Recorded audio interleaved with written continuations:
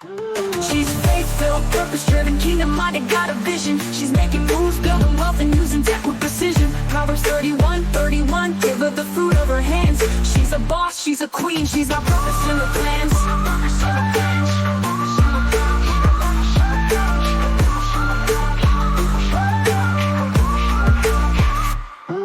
She's faith-filled, purpose-driven, kingdom-minded, got a vision.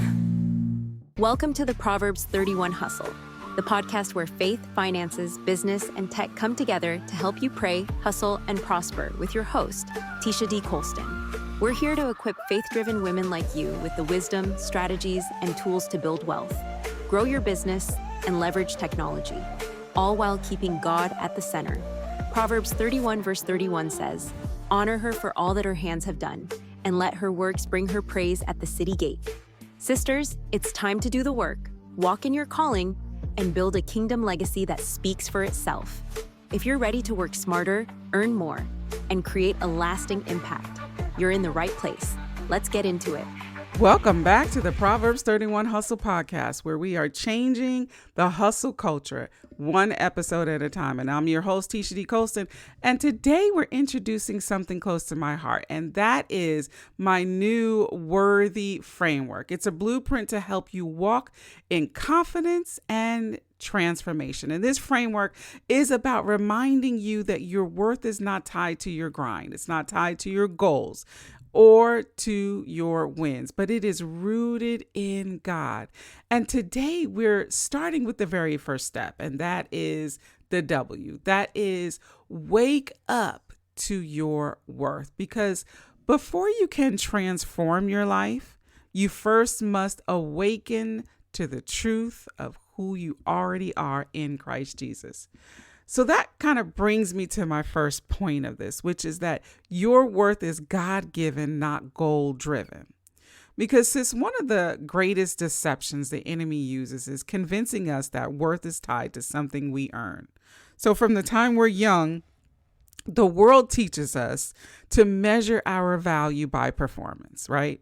Get good grades, you're worthy of praise. Work hard at your job, you're worthy of promotion. You lose weight, you're worthy of attention. You build a business, you're worthy of respect. It's subtle, but it shapes our thinking.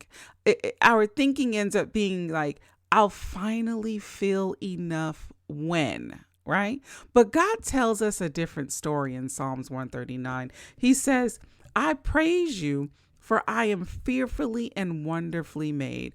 Wonderful are your works. My soul knows it very well. Notice that what David is really saying here. He doesn't say, I will be fearfully and wonderfully made after I accomplish whatever. He says, I am, and that is a present tense. And that means that the moment you took your first breath, before you could do a thing, you are already marked with worth. Listen, your worth is God-given, not goal-driven. It's not a wage that you earn, but it's a gift that you carry.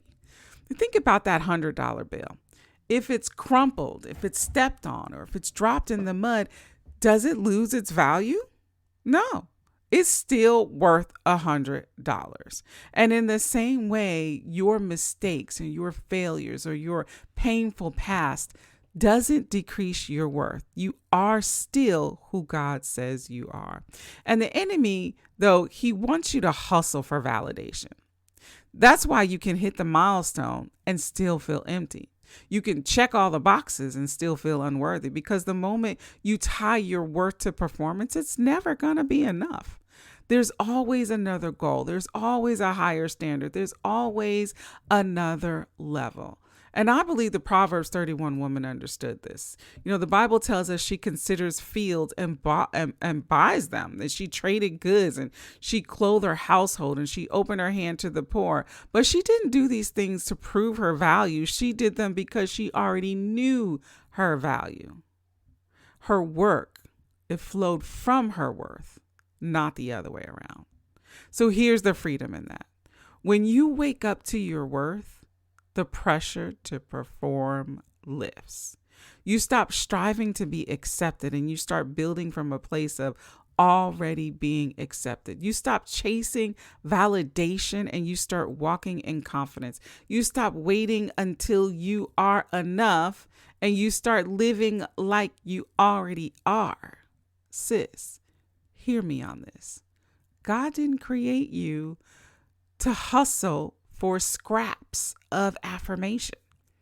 He created you with intentionality, with beauty, and with purpose. And until you wake up to that truth, no amount of success will ever feel like enough.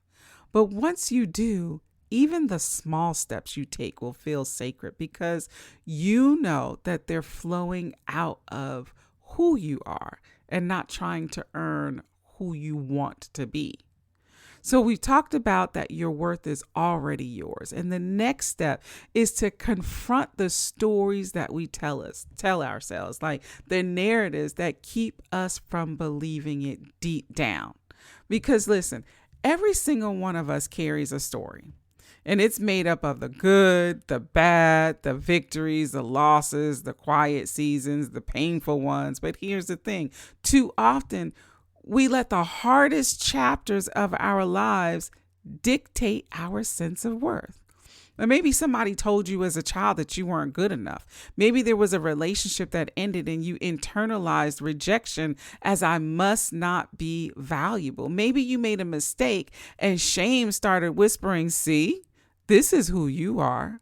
But sis, if you're not careful, you begin to live out of those false narratives. And before long, you'll not just be recalling your story, you'll be rehearsing the lies about yourself. You'll be living in those lies, the lies that say, I'm too broken to be used. The lies that say, I'm too late to start again, or, I'll always be less than. But let me remind you of the truth in Romans 8:28. It says, and we know that for those who love God, all things work together for good, for those who are called according to his purpose. Did you catch that? Not some things, not just the victories, but all things. And that means all of it. That means your mistakes. It means your heartbreaks. It means your disappointments. It means your detours. None of it is wasted. God is the master storyteller. He knows how to take the broken chapters and weave them into testimonies. He knows how to take the painful relationships, and those things have deepened your compassion. That failure, listen, it taught you resilience. That setback, it positioned you for a comeback that will bring him glory. But here's the key. You must let him rewrite the narrative. Waking up to your worth means no longer letting the wrong voices be the narrator of your story. It means saying, yes, this happened to me, but it doesn't define me. God defines me. Let's go back to Joseph and think about it. He was betrayed by his brothers. He was sold into slavery. He was falsely accused. He was thrown into prison. Now, if Joseph had let those chapters define him, he could have stayed bitter. He could have been resentful, and he would have stayed small. But Joseph knew God was still writing. And so by the time Pharaoh called on him, Joseph could look back and say, as for you, you meant it for evil against me. But God meant it for good, to bring it about that many people should be kept alive. So sis, what if you started looking at your story that way? Not as evidence of your unworthiness, but as proof that God's hand has been on you the entire time. What if instead of hiding your story, you started to see it as the very thing God will use to set someone else free? Because here's the truth. Your story carries power. But before you can own it, you have to wake up to your worth. You are not the mistakes that you made. You are not the rejection that you endure. You are not the chapter that you'd rather skip, but you are who God says you are. And your story, every single page, has purpose. And so now the question is, what does it look like to live this out? Like, how do you actually wake up each and every day walking in your worth? Like, what is that? How do you do that? So let's talk about how to live awake. You know, they talk about being woke. Let's talk about how to live woke, right? In the practical, in the everyday moments of your life. Listen, it's one thing to know in your head that you are worthy, but it's another thing to live it out daily. You know, waking up to your worth isn't just a moment of revelation. It's a lifestyle. And you don't, turn revelation, or I should say it this way. If you don't turn revelation into practice, you'll slip right back into your old patterns of doubt and patterns of comparison and of striving. Romans 12:2 talks about, don't be conformed to this world, but be transformed by the renewal of your mind, that by testing you may discern what is the will of God, what is good and acceptable and perfect. Notice that the transformation happens through the renewal of the mind. And that means that every single day that you must choose to align your thoughts, your words, your actions with God's truth. So how do you walk awake? Well, number one, you declare truth over yourself. So when you wake up in the morning, what's the first voice that you hear? For many of us, it's self-criticism. You're behind, you're not enough, you'll never catch up. But what if you shifted that? What if you shifted that and you started your day by declaring, I am fearfully and wonderfully made. I am chosen. I am loved. I am worthy as I am. Because when you declare truth, listen, you starve the lies. Number two, you can detox those thoughts. You know, waking up to your worth requires mental discipline.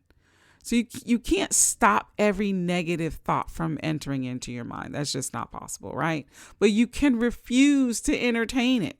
So when shame says you're too broken, you can answer with a no. I'm a new creation in Christ Jesus. When fear says you're not enough, you can remind yourself that His grace is sufficient for me. So walking awake means refusing to let the lies linger. Number three, decide from worth, not for worth. Now, sis, this one is a game changer because most of us make decisions to prove we're valuable. Like, we overcommit so people will like us. We say yes when we need to say no because we don't want to disappoint. We hustle to earn approval. But when you're awake to your worth, you make decisions from a place of already being secure. And that means that you can say no, which is a complete sentence, without guilt. You can rest without shame. You can pursue dreams without failure because success doesn't define your worth. God already did. So think about it like this. The queen does not hustle to prove that she belongs in the palace.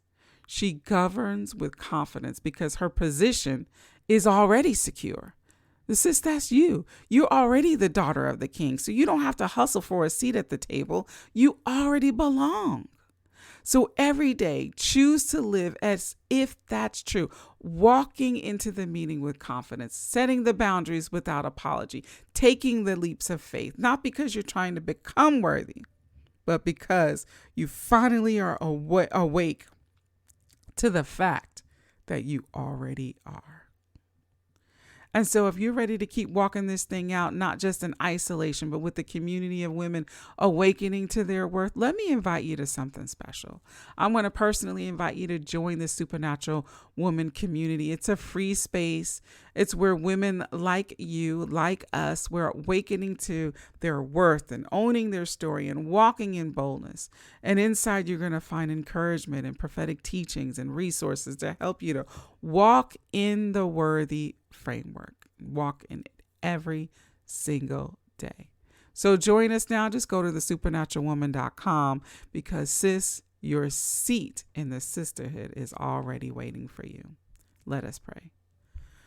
Father, I thank you for every woman listening today. And I pray that she wakes up to the truth of her worth, not tomorrow, not when she achieves her goals, but today. Remind her that she is fearfully and wonderfully made. Silence the lies of comparison and shame and striving. Let her rise each day with confidence, knowing her value is rooted in you and unshakable by circumstances. God, give her peace and boldness and joy as she steps into her day, awaken, awoke to her worth. In Jesus' name I pray. Amen. All right, sis, that's a wrap for this episode of the Proverbs 31 Hustle podcast. Now, if today blessed you, if it inspired you or challenged you, make sure that you subscribe or follow wherever you're listening so that you don't miss out on what's coming next, because we've got more truth, more tech, and more tools coming your way every Tuesday. So until we meet again, hey, you be blessed, be fruitful, and multiply. She's faith-filled, purpose-driven, kingdom-minded, got a vision. She's making moves, building wealth, and using tech with precision. Proverbs 31:31, give her the fruit of her hands. She's a boss, she's a queen, she's got purpose in her plans.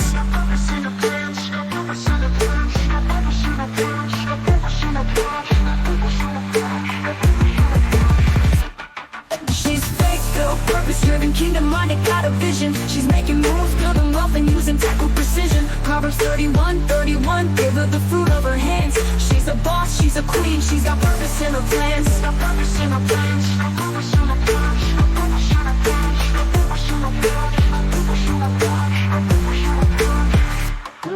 She's faith-filled, purpose-driven, kingdom-minded, got a vision. She's making moves, building wealth, and using tech with precision. Proverbs 31:31, give her the fruit of her hands.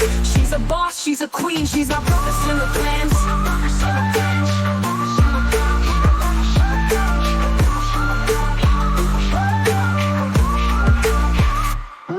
She's faith-filled, purpose-driven, kingdom-minded, got a vision.